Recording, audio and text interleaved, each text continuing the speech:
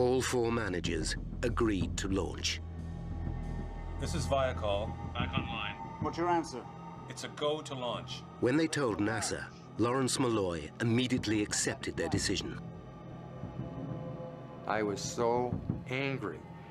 I had to stay as composed as I could by kind of separating myself from what was going on in the meeting at that point, or else I would probably jumped up and punched somebody out. The next day, as Beaujolais watched the launch, he fully expected to witness a ground-level blast of gargantuan proportions. As the vehicle ignited and cleared the launch tower, so a big sigh of relief came through me. We had just dodged a bullet because it hadn't exploded on the pad. But of course, Beaujolais' relief was short-lived. I sit in stunned silence, and I can't tell you to this day, 20 years later, how long I sat there.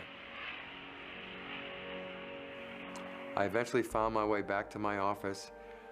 I actually put my feet up on the desk and looked at the corner between 2 walls, and I fought for hours to hold back the tears because I was an emotional wreck.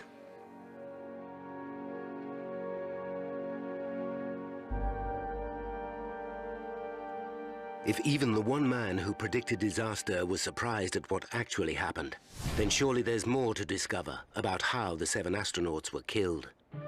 Like the commission before him, Charles returns to the image of the black smoke leaking from the right solid rocket booster. After all, this was the key evidence that pointed to the O-rings being the cause. Are there any more clues?